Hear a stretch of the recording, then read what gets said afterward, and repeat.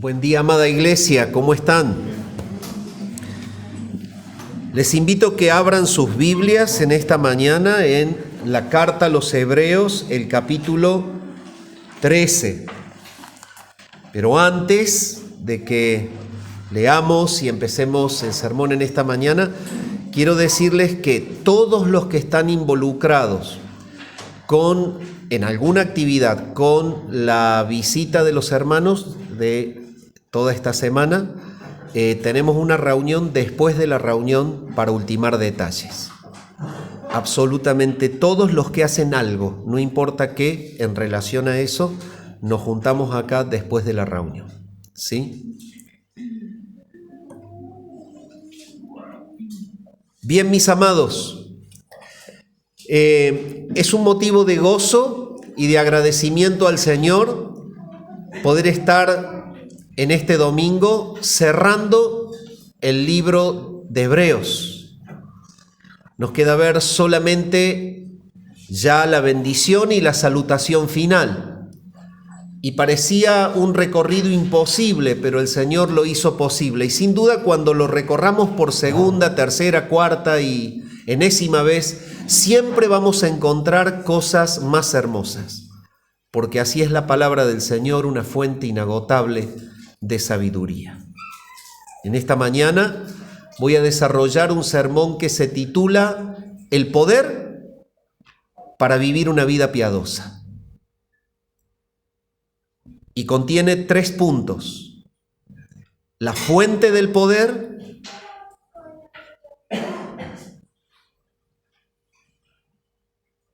el canal de aplicación del poder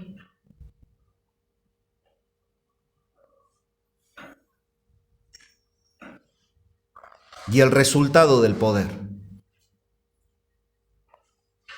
Les invito a que me acompañen en la lectura. Hebreos capítulo 13, desde el versículo 20 al 25.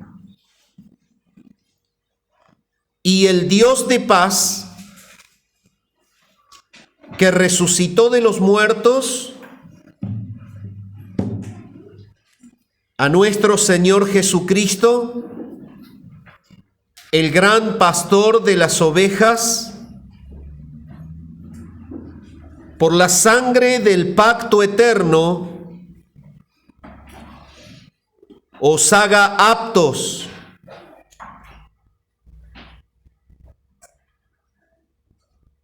en toda obra buena, para que hagáis su voluntad, haciendo Él en vosotros lo que es agradable delante de Él por Jesucristo, al cual sea la gloria por los siglos de los siglos. Amén. En estos 2 versículos encontramos el primer punto del sermón: la fuente del poder para vivir una vida piadosa. Versículo 22. Os ruego, hermanos, que soportéis la palabra de exhortación, pues os he escrito brevemente. Este es el segundo punto del sermón: el canal de aplicación de dicho poder.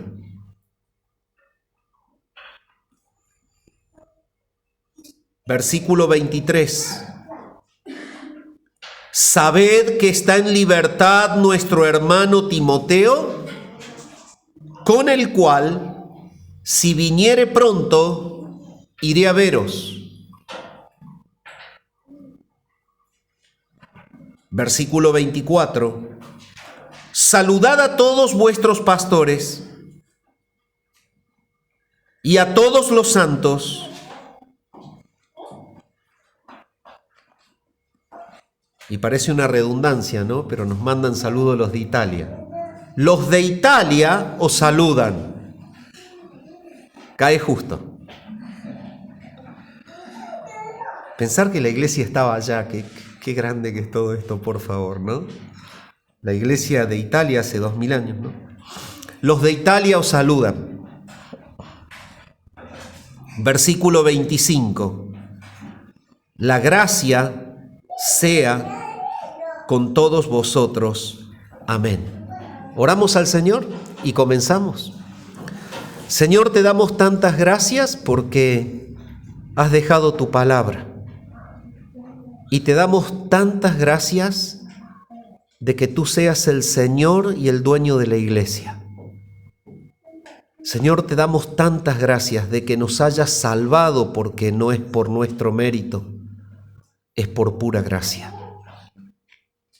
Señor, lo que queremos en esta mañana es escondernos detrás de la hermosura, de la efectividad, de la vida propia que tiene tu palabra. Háblanos. Por ella, exalta tu nombre, confronta el pecado en nosotros, edifica a Cristo en nosotros para la gloria de tu nombre y para nuestro gozo. Oramos al Padre en el nombre de Jesús. Amén. Bien, mis amados, ¿cómo cierra la carta a los Hebreos? La carta a los Hebreos cierra con un capítulo que le habla justamente a los creyentes verdaderos. Ha dedicado tanto tiempo el escritor, a pesar de que la carta es breve y lo vamos a ver en esta mañana, pero ha dedicado tantos espacios de su carta, de su escrito, en exhortar a los que aún estaban dudando de creer en Jesús, en llamar al arrepentimiento a los que estaban habituados a estar en medio del culto congregacional, pero no tenían nada que ver con Dios ni les interesaba el evangelio, estaban allí. Él ya se ha dedicado y ha trabajado en los corazones de ellos. Pero ahora se dedica a mostrarle a los verdaderos creyentes la gran importancia de vivir de manera práctica la piedad.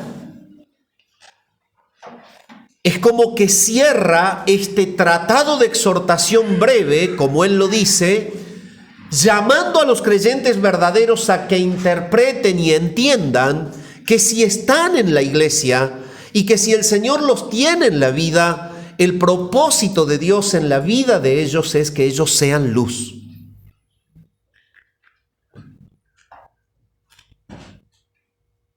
Y los llama a vivir una vida de piedad. Y en este llamado a vivir una vida de piedad para que sean verdadero testimonio y luz, hemos desarrollado en los sermones anteriores distintos focos en donde el escritor apunta sobre los errores más comunes y las debilidades más normales de todos los que son verdaderos creyentes y que no están iluminando como deben iluminar.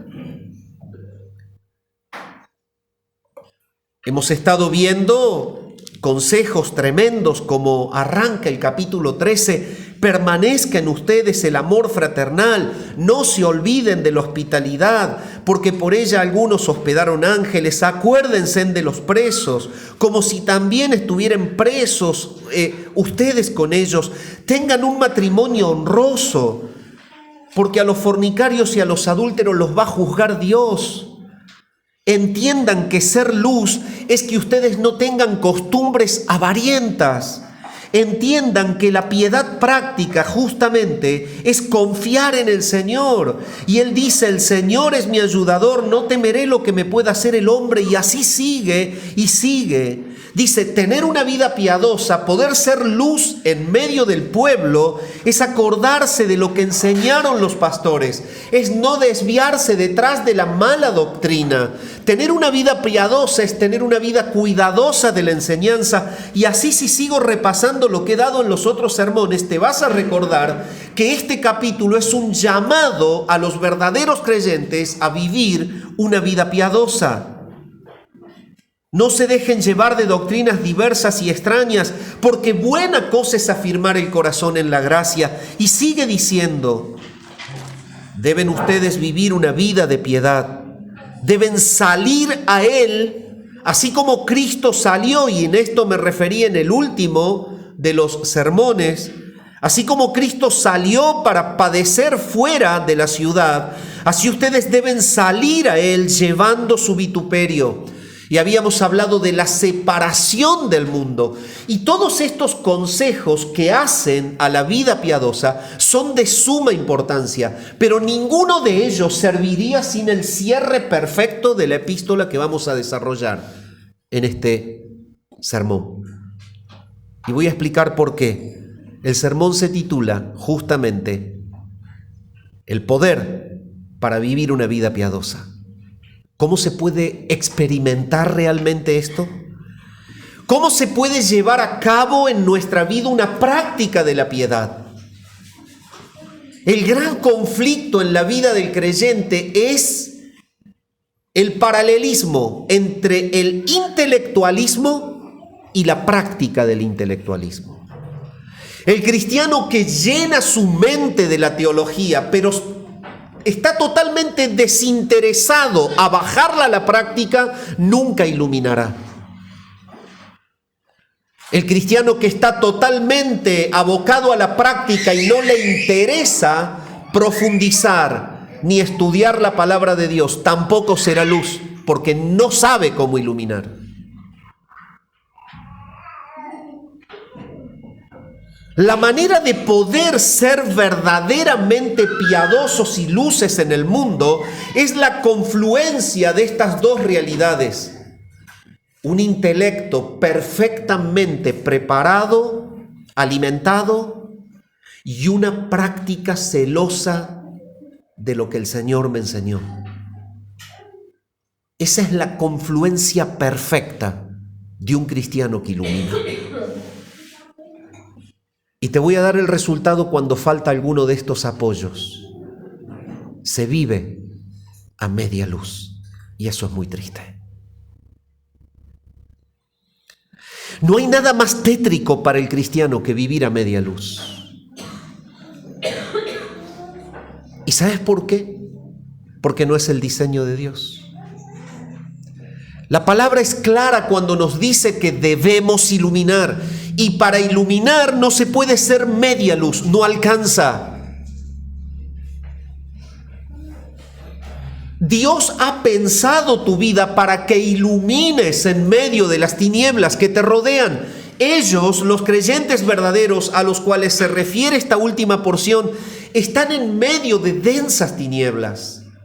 La tiniebla justamente del legalismo, la tiniebla de la impiedad. No sirve que ellos vivan a media luz.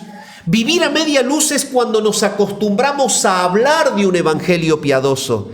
Y cuando la gente se entusiasma por lo bonito que dijimos y por lo profundo de lo que creemos y por la hermosura del Jesús que nosotros procuramos contar y comienzan a analizar el trayecto de nuestros pasos, ocurre que se dan cuenta que ahí hay una media luz.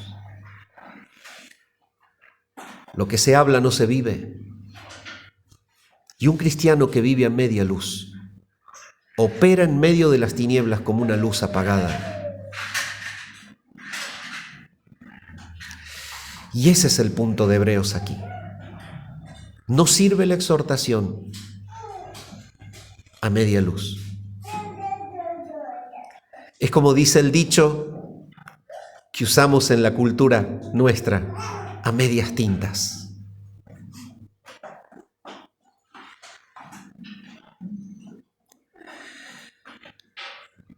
Amada iglesia, si hay algo a lo cual el Señor nos llama, es a una vida de piedad plena. Y el secreto es, ¿de dónde viene? ¿Cuál es la fuente del poder para vivir una vida piadosa? La fuente del poder para vivir una vida piadosa la debes leer acá. Es el cierre perfecto. Es como que el escritor les dice, nada de lo que les acabo de decir será verdaderamente real. No podrán asegurarse de vivir todo lo que les hice repasar en el capítulo 13 si descuidan la fuente. ¿De dónde viene el poder para ser piadosos? Algunos de ustedes dirán seguramente el poder para una vida piadosa proviene del instituto bíblico. Y yo te digo que no. Te digo que es bendito estudiar y te digo que deberías estar en un instituto bíblico, pero te digo que la fuente del poder para una vida piadosa no proviene de ahí. Otros dicen proviene de mi capacitación personal. No. Proviene de lo que me enseñaron mis padres, mis abuelos, mis tíos. No. ¿De dónde proviene el poder para que todo el intelectualismo teológico que tienes sea practicado?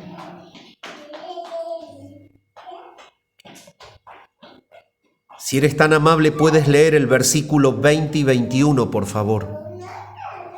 Y el Dios de paz, que resucitó de los muertos a nuestro Señor Jesucristo, el gran pastor de las ovejas, por la sangre del pacto eterno, os haga aptos en toda obra buena,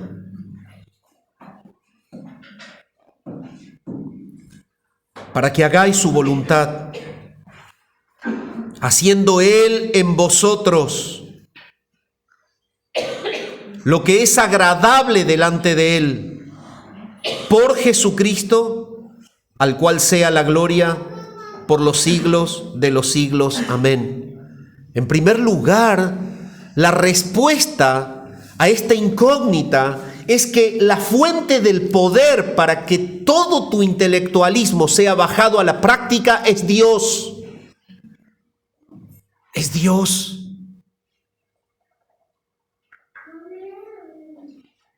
Dios es la fuente del poder.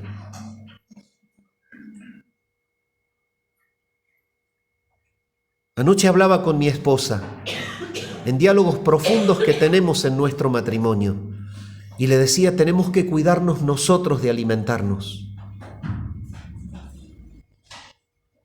Porque por nuestra función vivimos dando, pero tenemos que tener cuidado nosotros de alimentarnos.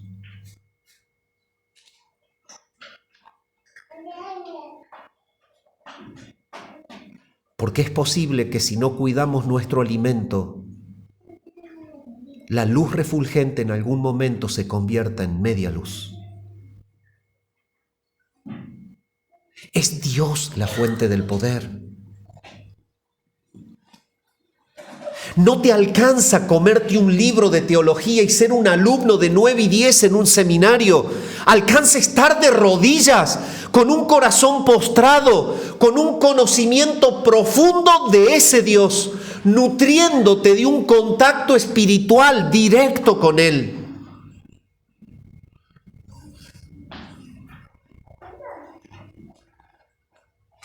Y si usted nota cómo desarrolla el escritor, que por esto y por este cierre y por la literatura y la manera de escribir, se me van las ganas de decir que es Pablo, pero no quiero pecar. Pero es mi convicción.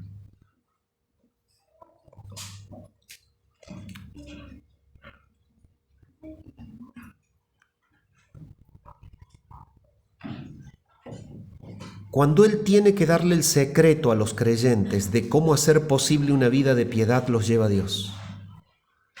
Y lo comienza a desarrollar así. Y el Dios de paz. Primera frase dentro del primer punto de exégesis textual. ¿Quién es ese Dios de paz?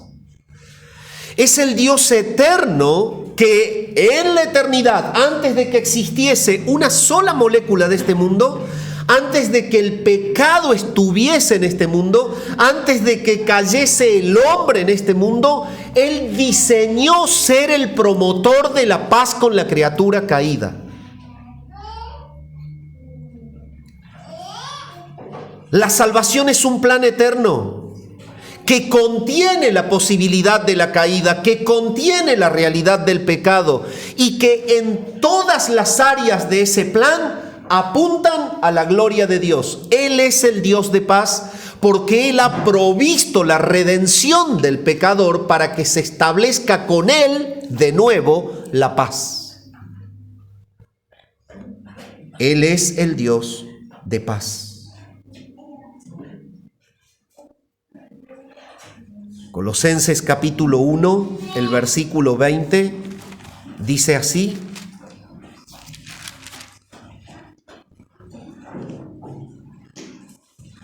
y por medio de Él reconciliar consigo todas las cosas, así las que están en la tierra como las que están en los cielos, haciendo la paz mediante la sangre de su cruz.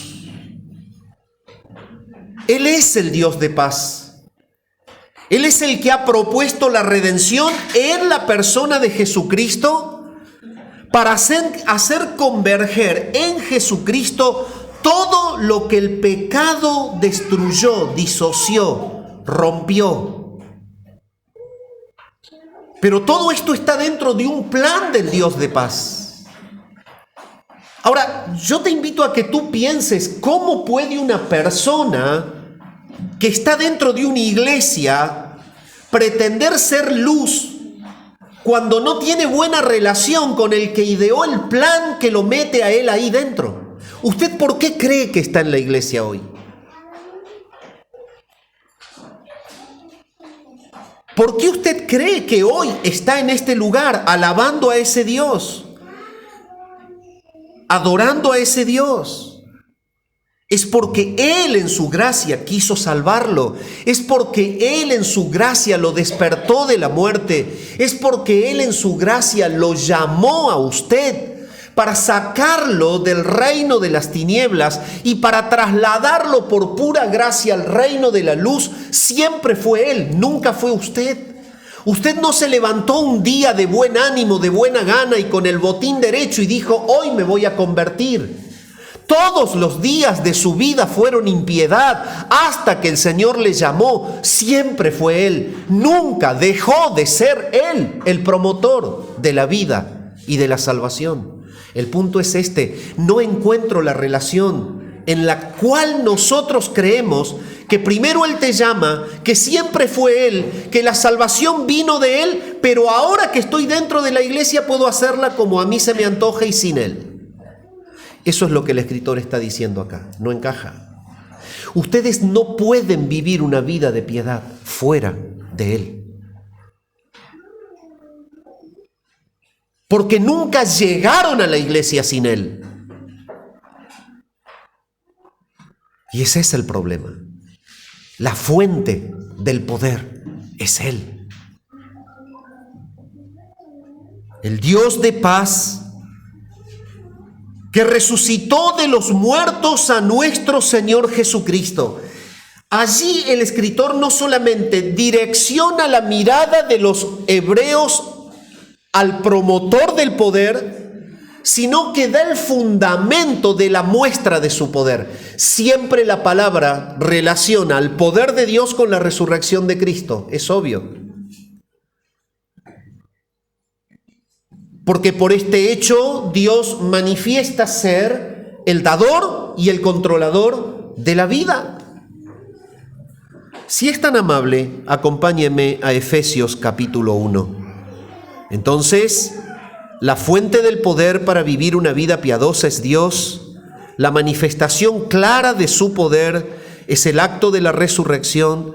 Noten ustedes lo que Pablo dice escribiendo a los Efesios en el capítulo 1, desde el versículo 15 en adelante: por esta causa también yo, habiendo oído de vuestra fe en el Señor Jesús y de vuestro amor para con todos los santos. Y si tú lees esto y lees el cierre de la epístola, me vas a entender por qué te digo que se me van las ganas de decir que el que escribió esto es Pablo. Ahora, nota lo que dice acá: por esta causa yo, habiendo oído de vuestra fe en el Señor Jesús y de vuestro amor para con todos los santos, no ceso de dar gracia por vosotros, haciendo memoria de vosotros en mis oraciones, ¿Para qué? Para que el Dios de nuestro Señor Jesucristo,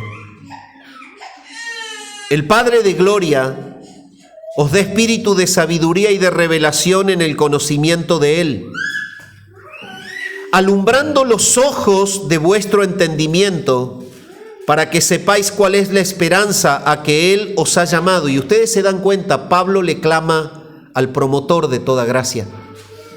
Es Dios quien va a despertar e iluminar los ojos de los convertidos para que entiendan más profundamente la verdad del Señor, su evangelio, su plan, su propósito. Pero noten lo que dice, versículo 18, alumbrando los ojos de vuestro entendimiento, para que sepáis cuál es la esperanza a que Él os ha llamado y cuáles las riquezas de la gloria de su herencia en los santos, todo el propósito de la salvación, y cuál la supereminente grandeza de su poder para con nosotros los que creemos,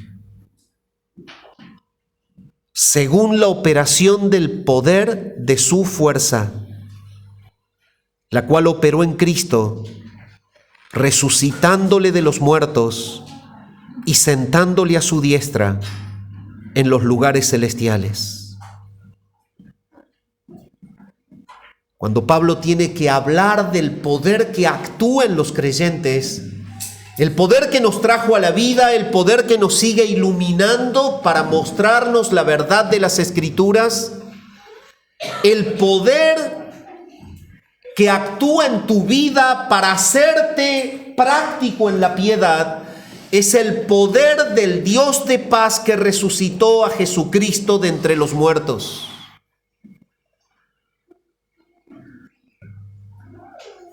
La cual operó en Cristo, resucitándole de los muertos y sentándole a su diestra. Ese es su poder.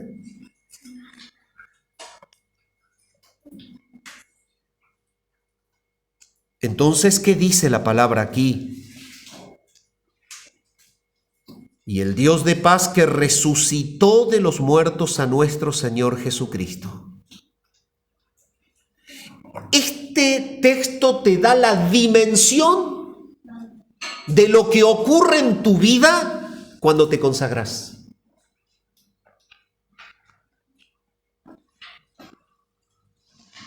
¿Sabes por qué vivís una vida débil, llena de frustraciones cristianas? Si me permiten el término, es por vivir a media luz.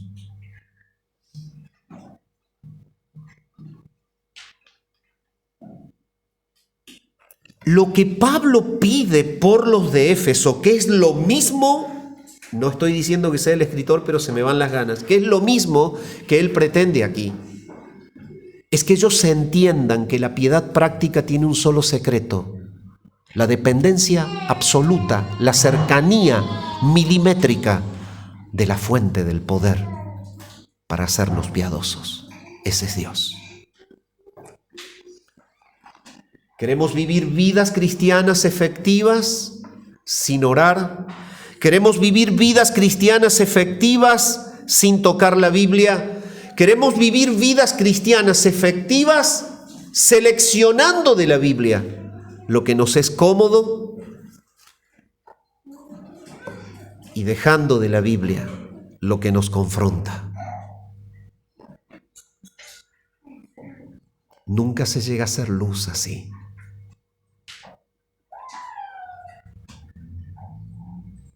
Es el poder del Dios que resucitó a Cristo, el poder que actúa en nosotros. Hermanos, yo no puedo dejar de mirar pornografía. Acércate a Dios.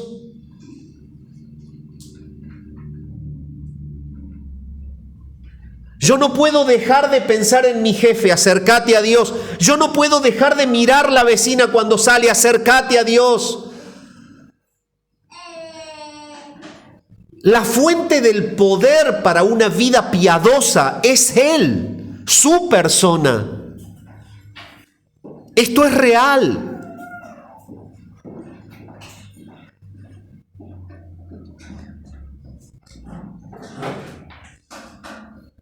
Bueno, Ahora vamos a ver esto. El clamor de Dios, del escritor en este caso y de Pablo a los Efesios, es a Dios. Es Dios quien te acerca a Él. Es Dios quien te da la posibilidad. Es Dios quien hace que tu vida intelectual sea práctica para su gloria. Y ese es el secreto.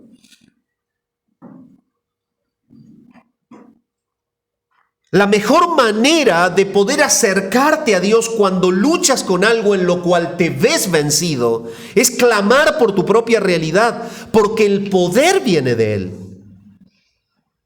La manera sana de acercarnos a Dios es acercarnos en la intimidad y en la oración, expresándole la realidad de nuestra lucha, la realidad de nuestra debilidad y clamándole a Él que nos lleve a practicar la santidad.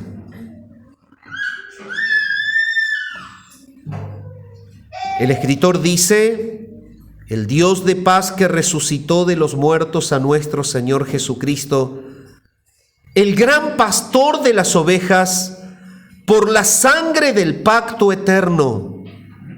Es el plan que Dios se ha trazado en Jesucristo. Él mismo dijo: yo soy el buen pastor. El buen pastor su vida da por las ovejas. El Dios eterno provocará en tu vida amor por Jesucristo, provocará en tu vida pasión por Jesucristo, por su evangelio. El Dios eterno te mantiene ligado a su plan de redención a través de Cristo. Entonces nadie puede ser luz bajo una mala relación con Dios, bajo una mala relación con su Hijo Jesucristo. Pero todo creyente es luz cuando tiene una relación íntima, entregada y consagrada con el Dios eterno que nos ha redimido por medio de Cristo. Dicho de otra forma, el escritor dice: el mismo poder que levantó de los muertos a Jesús es el mismo poder de ese mismo Dios que trabajará en tu mente alterando los patrones de tu pensamiento rebelde. Es el mismo poder que actuará en tu corazón, desarraigando las rebeldías propias del pecado que se almacenan en nuestra naturaleza caída. Es ese Dios que levantó de los muertos a Jesús con un poder sobrenatural que hará que dejes de amar el pecado que tú amas y que yo amo. Es ese Dios con ese poder el que hará que se transforme tu vida de una manera milagrosa, de tal forma que todo lo que sabes ahora lo practicas. ¿Cuál es el problema del creyente? Se queda en los libros y descuida la relación.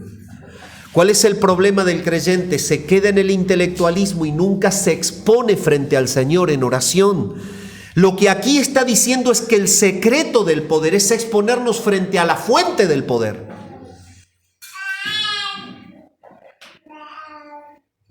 Ese es el punto. Y es por eso que se frustran tantos creyentes que salen quizás de una hermosa carrera teológica, pero que no tienen inserción, no tienen llegada, no tienen... porque el Señor no los está liderando. Y vuelvo a repetir, si hay algo que yo voy a pelear toda la vida es que todos pasen por un seminario. Amo el seminario. De hecho, yo soy estudiante de uno y no voy a parar hasta terminar todos los grados posibles. Pero lo que quiero que entiendan, que no viene el poder por el consejo de otro, que no viene el poder por el intelectualismo, viene el poder por la dependencia de Dios.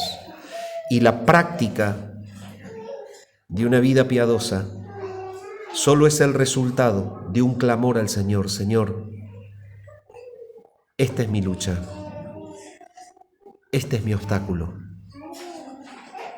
esta es mi derrota.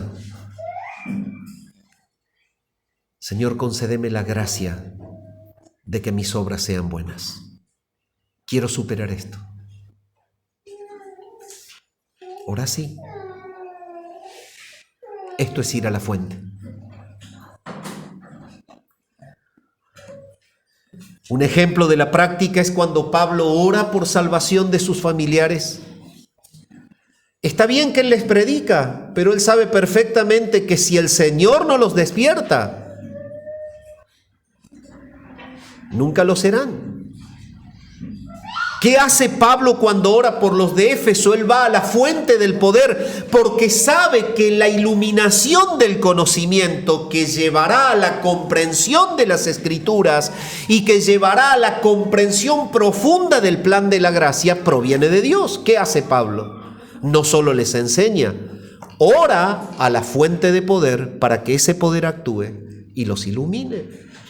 De la misma manera el ciclo de nuestra vida debe ser así. ¿Contra qué luchas en esta mañana? ¿La envidia? ¿La desidia? ¿El engaño? ¿La inmundicia? ¿La lascivia? Anda a la fuente del poder, mi amado. Nunca será práctica tu vida de iluminación lejos de la fuente del poder, que es Dios.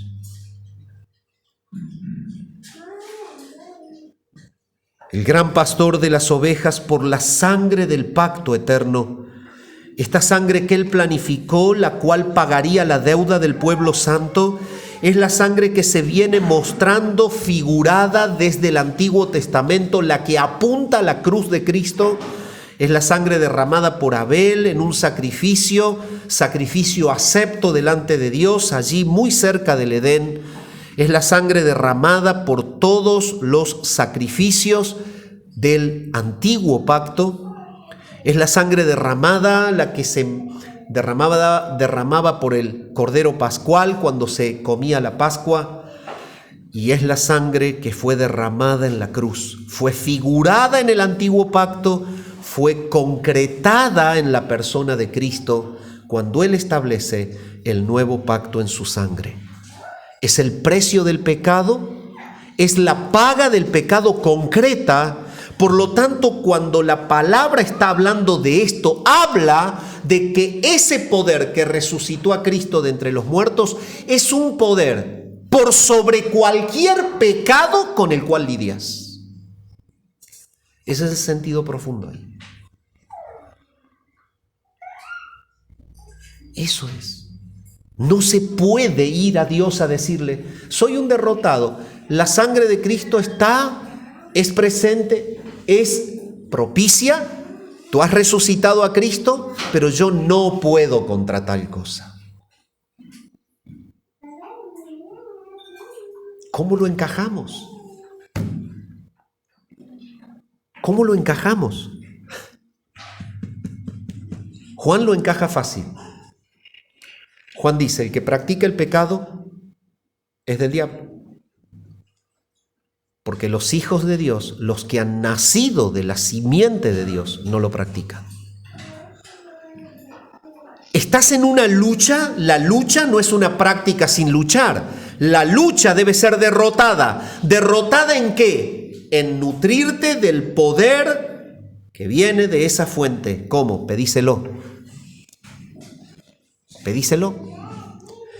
El Señor nos confronta en esta mañana contra todas las miserias distribuidas, todas las que hay en mi corazón y todas las que hay en el corazón de todos los que están aquí, para que entendamos que unirnos a la fuente del poder es abrirnos plenamente, sin engañarnos a nosotros mismos, y decirle, Señor, yo soy esto y esto. Señor, te clamo para que por tu poder me lleves a la piedad, me lleves a la santidad, me lleves a toda obra buena. ¿Es eso lo que hace el escritor? Y si lo hace él por los hebreos, ¿por qué en la iglesia bautista reformada Corandeo tenemos que inventar otra receta?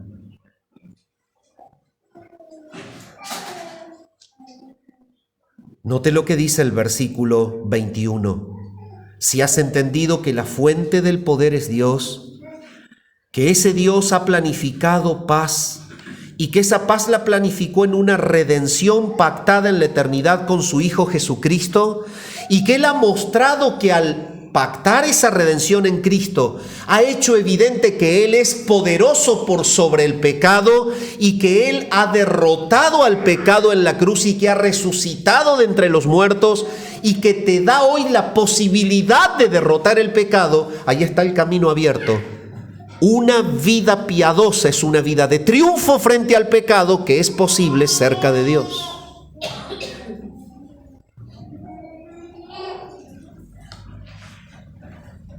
Por eso es que el versículo 21 dice, os haga, y volvemos a lo mismo. No te podés hacer solo. Él te tiene que hacer. Os haga aptos en toda obra buena para que hagáis su voluntad. Y vos me decís, pero ¿y cómo funciona esto? ¿Querés que te diga la verdad? No sé el resultado. No sé cómo funciona. Sé el resultado. Sé que cuando clamamos al Señor para que nos lleve a ser santos, Él opera milagros en nosotros.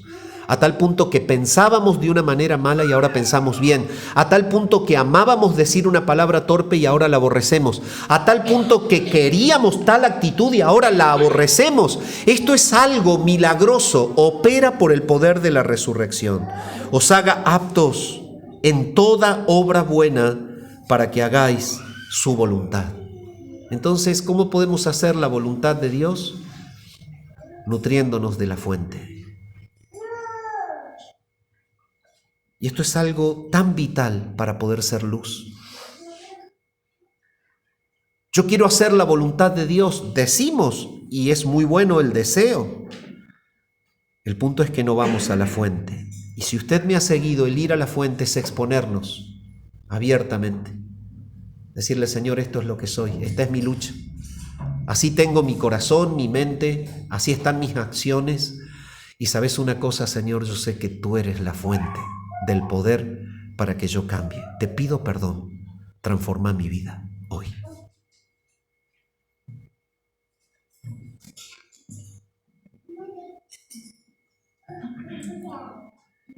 Él es el que nos hace aptos para hacer su voluntad.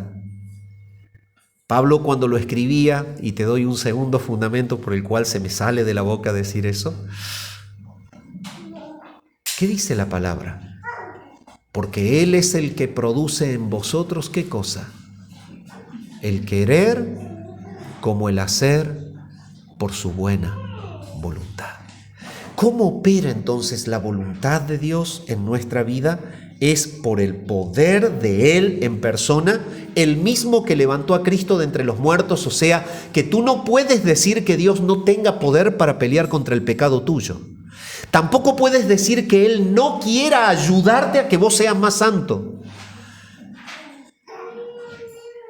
O sea que el mismo pasaje nos va arrinconando a una sola realidad. El problema está en nosotros, no está en Él. Es el orgullo del corazón, el pecado de nuestro corazón, lo que nos mantiene en una vida fuera de su voluntad.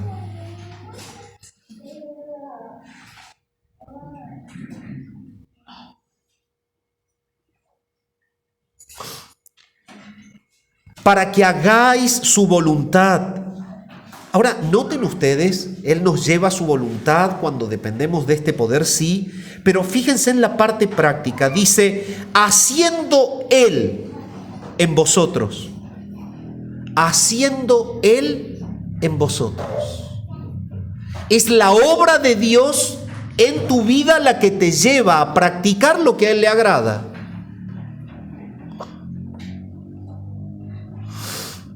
Lo que es agradable delante de Él por Jesucristo, al cual sea la gloria por los siglos de los siglos. Amén. Hermano, este texto habla de un milagro en la vida del que se nutre de la fuente de poder.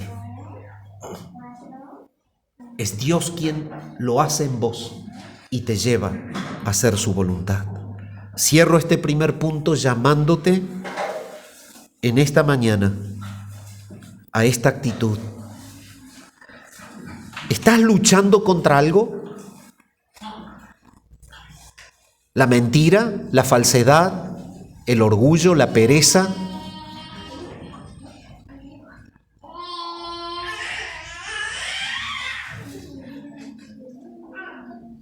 Para ser luz, depende de la fuente del poder, que es Dios.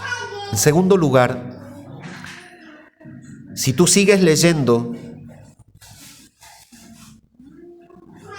el versículo 22 nos habla del canal por el cual actúa este poder.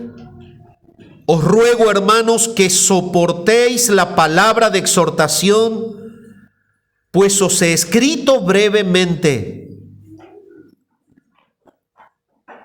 ¿Usted cree que la palabra de Dios no va de la mano con la oración abierta, real, sincera delante de Dios?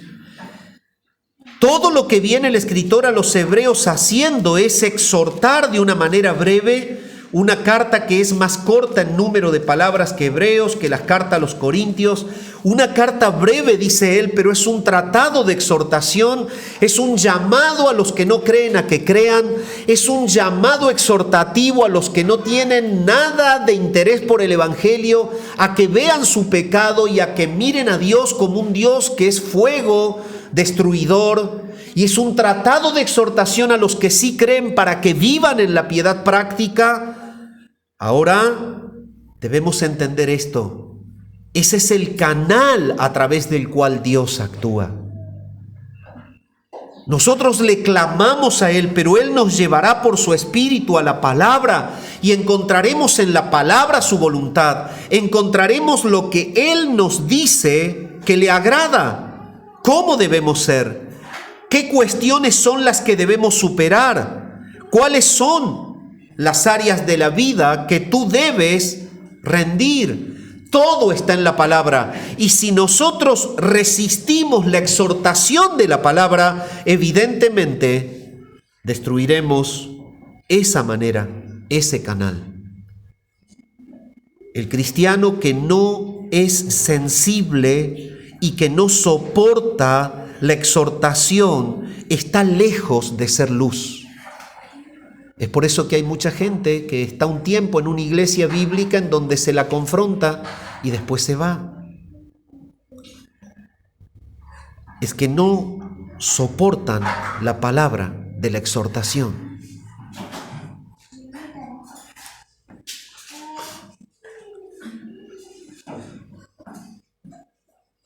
Evidentemente, cuando se leía la carta a los hebreos, había cosas muy duras de digerir. Eran expuestos a un Dios que los iba a juzgar. Eran expuestos a la incredulidad de su propio corazón. Eran expuestos a voltearles todo el argumento judío. Y cuando la palabra te confronta, te voltea todos los argumentos de tu razonamiento en el cual tú habitas cómodo. Y esa es la manera práctica en la que Dios te hace más santo. Entonces lo que le dice el escritor aquí, no huyan de la palabra. Sean sensibles a la exhortación y ajustense a ella, porque esto glorifica a Dios.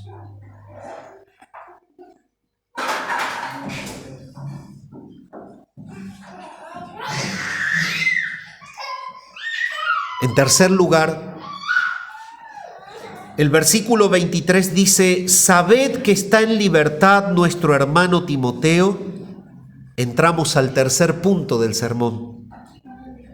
Los resultados del poder. Vimos la fuente del poder, vimos el canal del poder, ahora vemos el resultado del poder. Y no voy a expandirme tanto en lo que tanto venimos hablando con respecto a la sensibilidad a la palabra. No tengo mucho más para decir que el hecho de que lo más bendito que te puede ocurrir para hacer luz es que seas sensible a exponerte a la palabra para que la palabra confronte tu pecado y el Señor sea formado en tu vida. Pero cuando hablamos del resultado de esta fuente de poder, noten ustedes lo que dice: sabed que está en libertad nuestro hermano Timoteo, con el cual, si viniere pronto, iré a veros. ¿Cuál es el resultado de esta fuente de poder? Es que la vida piadosa en el escritor y en este siervo de Dios que era Timoteo, que estaba preso, pero que había sido puesto en libertad, pronto organizarían un viaje para asistir en discipulado a los que habían creído. Cuando la fuente de poder verdaderamente está actuando en nosotros, nuestra pasión son los salvos, son nuestros hermanos, es el discipulado, es hacer que otros sigan a Jesús, es hacer que otros amen a Jesús, es hacer que otros superen de manera victoriosa su lucha contra el pecado. Esto es lo que está diciendo el escritor allí. Si hay algo que yo quiero, es poder visitarles con Timoteo a ustedes. El resultado de una vida piadosa, práctica, que se nutre del poder, es amar a aquellos a los cuales Dios ama.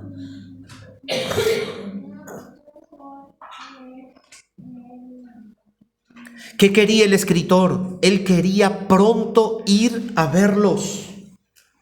¿Por qué? Para acercarles la palabra de exhortación, para aplicar la palabra de exhortación, para llevarlos de la mano a un amor más profundo, sincero, sentido de la persona de Jesús.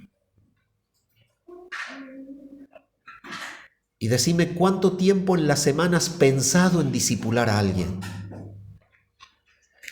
Si hay tanta conexión con la fuente de poder y entendemos por el pasaje que esa fuente de poder operó a través de Cristo, que se encarnó y que vino y que pagó por el pecado y que derrotó al pecado en la cruz, si la fuente es Dios, si el que hizo práctica la obra de la redención es Jesús, lo que no entiendo es por qué pasa una semana en la cual nosotros no nos interesa que alguien ame a Jesús. ¿No será que le amamos poco nosotros? ¿Me dejo entender en lo que el Señor me habla? Espero que sí. Fuimos llevados por Dios a través de Cristo. Estamos en Cristo y nos relajamos sin querer discipular a otro a que conozca a Jesús, mi Salvador, sin que otro vaya a la fuente de poder que le limpiará su vida y lo hará un hijo eternamente salvo. No nos importa el discipulado cuando estamos lejos de la fuente del poder.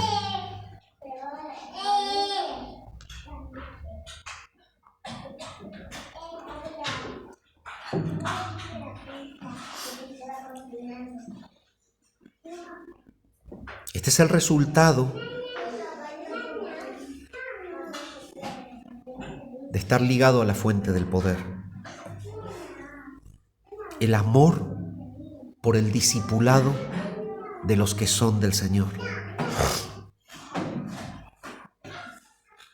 Cuando Pablo habla de su entrega, habla de que le es impuesta necesidad a él de predicar el Evangelio. Y en esa iglesia el escritor había estado detallando exhortaciones y llamados al arrepentimiento.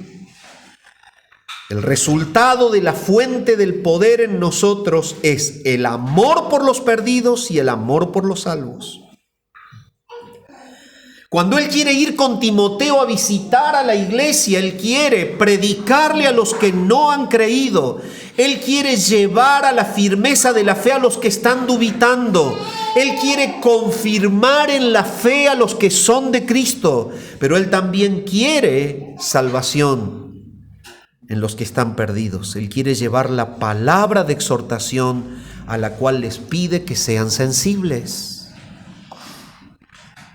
Y si tú quieres medir, mi amado hermano, el resultado de esta fuente de poder en tu vida, y si eres realmente luz, es simple. ¿Qué grado de amor, de interés por los perdidos tienes? ¿Cuál es tu verdadera importancia por los hermanos para verlos crecer en Jesús? Hay tiempo de tu vida para discipular, hay tiempo para visitarlos y orar. Estás a la expectativa de que no caigan, de que estén firmes. Hay un interés profundo en conocer más la Escritura para tener más alimento para dar. Lo que muchas veces llama la atención es esta incompatibilidad lógica. Amo a Dios, soy de Cristo, pero no me interesan los que se pierden ni los que son de Jesús. Y ahí viene el conflicto.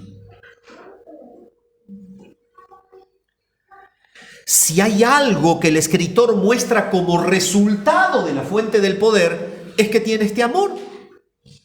Y la pasión de él es juntarse con Timoteo para ir a esa iglesia e invadirlos con la exhortación,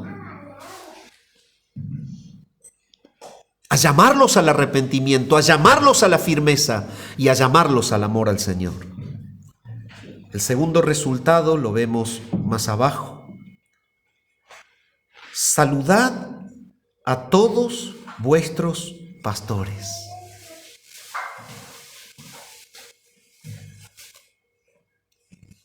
Es como que el escritor le está mandando la carta a través de alguien que la lleva y le dice: ustedes que están viéndolos diariamente, a todo el cuerpo pastoral de la iglesia hebrea, mándenle mis saludos. ¿Sabes qué pasa? El amor es el resultado de esta fuente de poder. El amor genera una santa relación. Si vos me vas siguiendo vas a ver por qué se me sale de la boca decir esto es Paulino. ¿Te acordás cuando Pablo dice salúdense en con ósculo santo?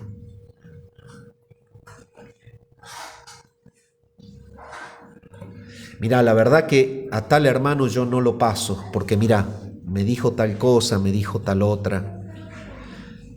Pero ¿cuántas veces necesitaste que él te perdone a vos?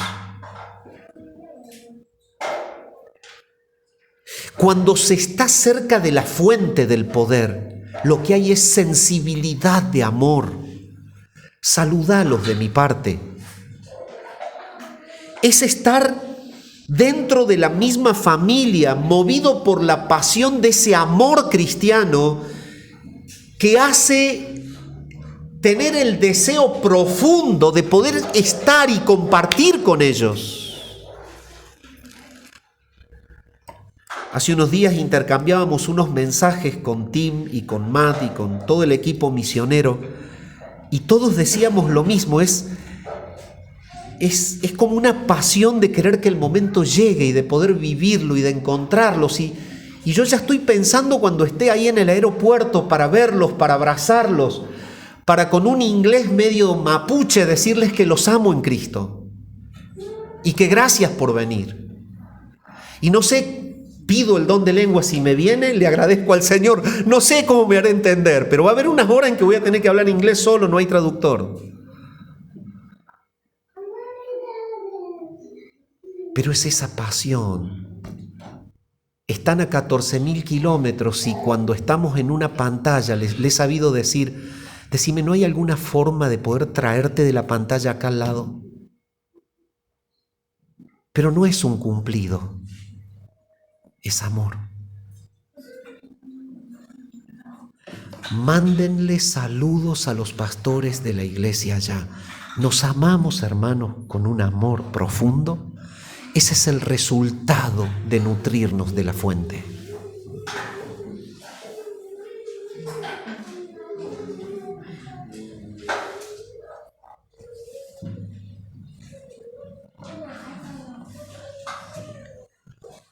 Entonces se te puede ocurrir decir, claro, porque eran pastores con pastores. Nada que ver. Los pastores que se aman entre pastores y no aman a la grey no son pastores. Se la tiran de pastores. Fíjate lo que dice. Y a todos los santos. Y este es el resultado de estar unido a la fuente. El amor por el liderazgo, el amor por los liderados. la pasión sensible de querer al otro,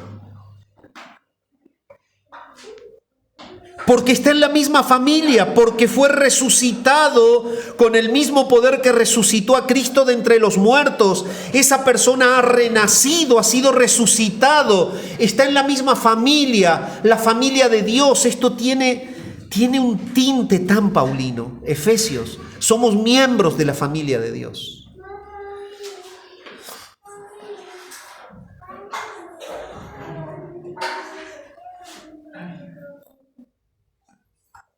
Los de Italia os saludan. Llévales el saludo de los de Italia. Están lejos,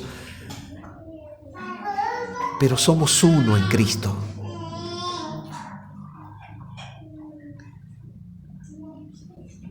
Y el resultado final que muestra el escritor del efecto de estar unido a esta fuente de poder es este buen deseo de gracia. La gracia sea con todos vosotros. Amén.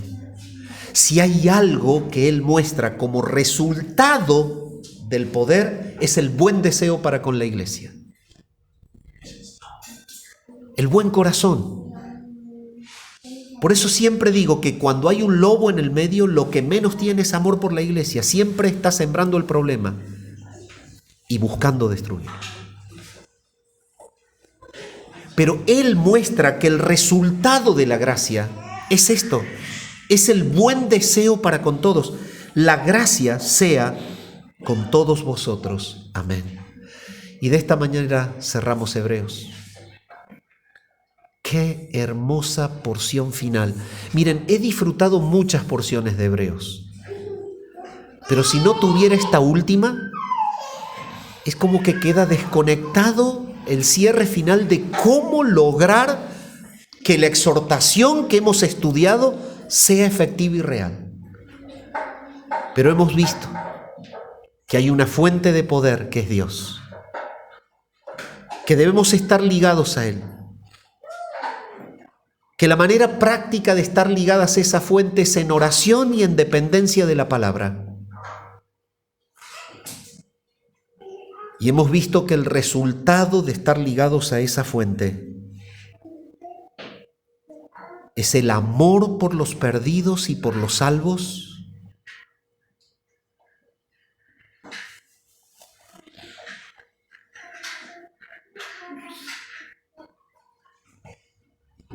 y es el buen deseo para con todos. Que esta sea la práctica de nuestra vida de piedad entre nosotros y para con los demás. Padre, queremos darte gracias en esta mañana por tu palabra. Señor, nos postramos ante ti en adoración, en reverencia. No queremos decir que somos piadosos. Perdónanos, Señor, por esto. Porque decir que somos piadosos y no vivir la piedad es vivir a media luz. Y es como caminar a oscuras.